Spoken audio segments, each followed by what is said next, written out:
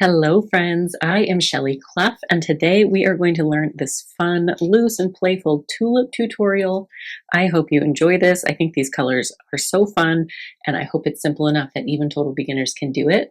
So let's go ahead and dive into the tutorial and I'll walk you through the supplies. All right, for supplies today I have my starter palette with my Winsor & Newton colors here. Some of these are their Cotman lines, some are professional. I have a swatch card below so you can see the names of all the colors. I also sell these palettes pre-filled, so if you don't want to buy all the individual tubes, you can buy this filled palette directly from my website. It's listed in the description box below. And I'm going to start with this Princeton Neptune size 8 brush.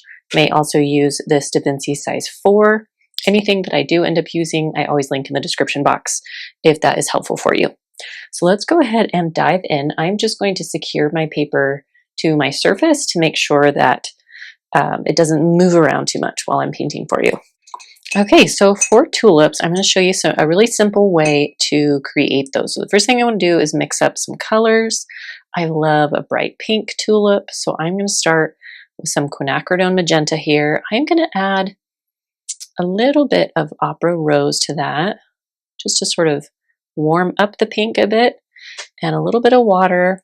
I'm also going to kind of tone down that pink just a little bit with some burnt sienna. Brown is a really nice trick for just subtly changing the tone, making it ever so slightly more pastel. So I'm just going to do that. I feel like that's a nice pretty color. And I'm really loading my brush up. So you can see I swirl the brush in the paint and then I sort of tap it off a couple times. So what that does is make sure my bristles are totally wet and loaded with paint, but there's no big droplets that are ready to kind of whoosh out onto my page. And for a tulip, the very first shape we make is a little oval, kind of like an egg shape. So it's a little bit thinner on the bottom and a little bit wider on top. This is kind of the basic shape that we're doing, and we're just going to fill that in. And then I'm going to make a little curve along the side here, bringing it sort of to the same point. This is like the base of our flower. And then a little curve on this side as well. So again, it's almost like a cup with a little wider on top, scoops down to the bottom. And then I'm just going to make a couple little marks along the top like that, sort of giving that rounded look to our tulip. And we're going to do that a couple of times. We'll vary it a little bit. So this time I'm going to do kind of a larger oval on the side, and then another one kind of up there, and a little line along the side here. And then again, kind of a couple little marks on top. And I like to leave just a little bit of separation between the petals. It helps to kind of pull that shape out. And then I'm just dropping a little extra color on bottom to help make it look more concentrated there. This one I feel like needs maybe one more little line over here. Okay, and now I'm going to do one sort of down here. Just going to start with that sort of center shape and make a couple marks along the sides here.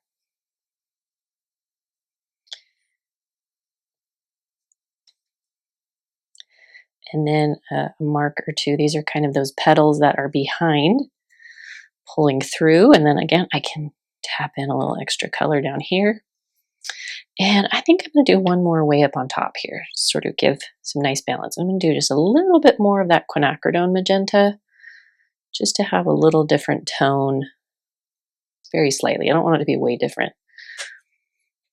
But I'm going to do, like right here, we'll do kind of our scoop in the middle, a little scoop on the side, and another scoop over here. And then a couple marks on top. All right, now that we have our basic tulip shapes, we're going to add some stems to them. So tulips have a nice, bright, kind of spring green stem on them. So I'm going to start with this sap green color. Sap green is a lovely, kind of leafy green. So I'm going to start with a pretty good sized puddle of that. So I'm just working my brush in there to get that color built up. And then I'm going to add a little bit of Prussian blue to that green color. just to shift the tone a little bit. Give a little bit of that bluish hint to it. So now that I've got my color, I want to kind of tap off my brush so that I don't have any droplets ready to fall off. And I'm going to take that, I'm just going to tap at the base of these tulips and make some curved lines coming down. I like to make sure my lines are pretty thin. I can always make them thicker, but it's really hard to make them thinner once you've done that. And if I get these little color bleeds happening, I think that's fun. I like it. I'm just going to pull this down. And I'm okay if there's little breaks in the line here. Here, I'm just going to pull that down. All right, so now I've got my basic stems, but it still feels a little empty.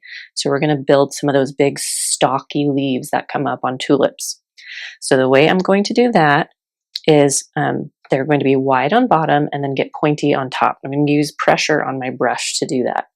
So I'm going to start down here and kind of press down. And as I come up, I'm lifting my brush so that those bristles collect and I can have a nice point. And you can clean up your point after you lift the brush. And I'm just going to do that a few times. I'm going to have a couple strokes where I add in a little more blue, so I have some subtle variation in those stalks. So what I also want to do, I'm going to do like a big one right here in the middle, come up like this, and then to make it look like it's behind my tulip, I'm just going to sort of follow the line, lift it over the tulip, and continue it over here. Okay, and we're just going to widen that up. Just going to paint it right up to this tulip and then sort of follow this line so that it goes right behind. Okay. And then while this is still wet, we're going to try to mix up. This is indigo and some burnt umber. I'm going to grab a little bit of cadmium yellow, make a nice dark green, drop some of that along the side here. Oh, you know what? I should not have done that right across the stem. So I'm going to take a clean, damp brush. I'm just going to lift right there at the stem. And it'll be a little messy right now, but I'll let it dry and sort of define that area a little bit better. Okay, so now I'm going to just continue with some of these nice stalks. Do one kind of over here. I like to do, leaving a little line in the middle of it, gives that some nice dimension. I think that looks pretty. Then we'll try to do one kind of up over here. Again, I just sort of lift wherever I don't want it to be covering. And then I'm just going to have it sort of disappear behind this stalk and come over here.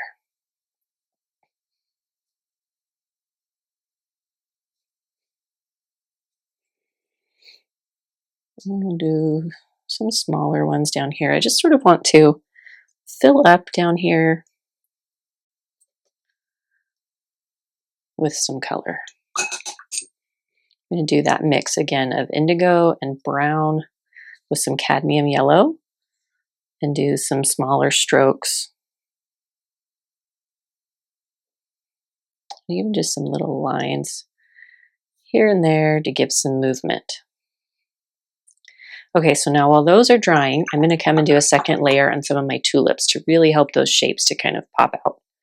So I'm going to add some alizarin crimson to this pink color that I had from before. Add a little more quinacridone magenta and opera rose so that it stays a similar color, but it's a little darker, a little richer than the first time around. And I'm just going to take my brush and sort of run it along a portion of the petals that I already did, focusing kind of on the sides and a couple little strokes on top. And this is just creating, this is how we create dimension in watercolor, is by layering like this. So that second layer of color kind of helps to pull these shapes out.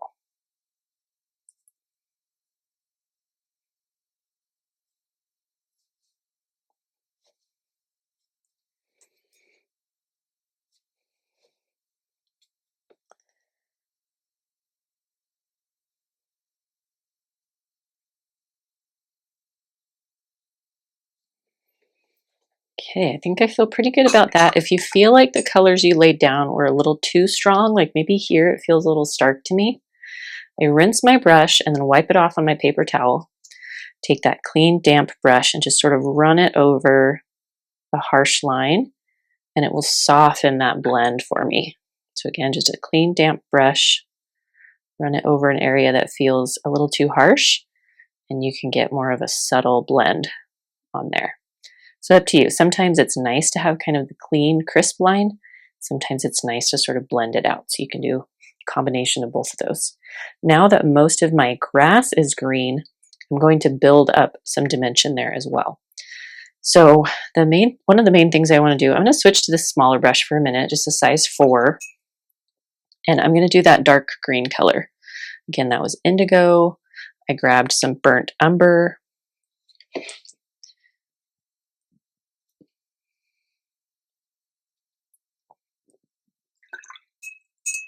And then a little bit of cadmium yellow. And I'm just going to take some of that color really light on my brush, sort of go underneath the buds on my tulips, because that portion of the stem here is going to be shadowed by the bud. And so I want to kind of build that color up a little bit. And I'm just running alongside one side of the stem to help pull that shape out. So you can see now it kind of lifted that shape out of the, out of obscurity, if you will.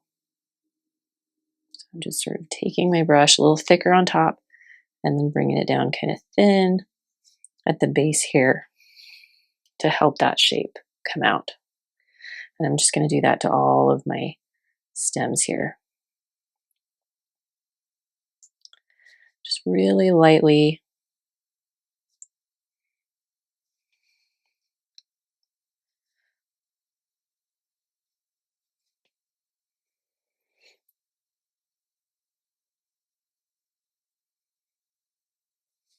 This one, I'm going to let it stop right here, as if it disappears behind this stalk, just to help things look a little more layered. Okay, now that I've got those shadows on, and one thing to remember with watercolor when you are layering, wet watercolor always looks darker than dry, and so often when you layer, it feels kind of scary, and then as it dries, it looks a lot more subtle. So just don't be too scared if it looks kind of stark when you are first laying those down. Okay, now I'm going to, again, take a little deeper green here. I'm just doing some indigo and some cadmium yellow, and I'm going to go over a portion of some of these stalks, especially like a line in the middle, maybe along the side, just trying to give these a little more shape and dimension.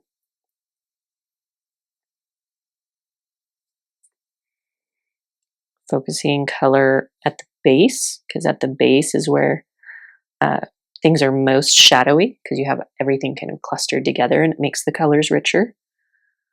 Just come into this one, just kind of do a little mark down here. So you can see now this was kind of all muddy, and then as it dried, we redefined things, and now it looks okay.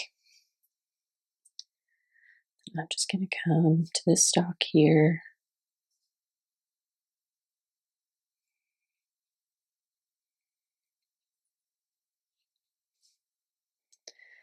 And just little flicks of color here and there help things kind of feel alive.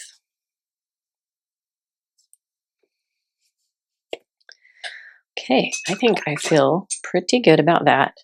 So there's are some really simple tulips. Now, if you want to, I feel like this is kind of to give more of that playful vibe, I'm going to do a little bit of pink splatter on it.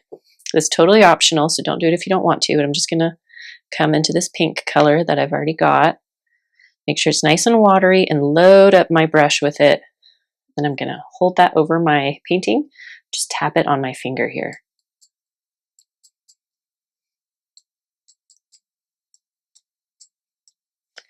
Just kind of gives it a fun, expressive feel. I think I feel good about that. All right, so I'm just going to let this dry completely, and then we will take a look at the finished product. All right, so here we are, our finished product of some fun and playful spring tulips. I hope you enjoyed this tutorial. Please drop any questions or comments that you have below. I love to hear from you and love to see the work that you create. You can find my social medias linked below, or you can tag me so I can see what you've been making. Feel free to subscribe to the channel, and we will see you all in the next video. Thanks so much for watching.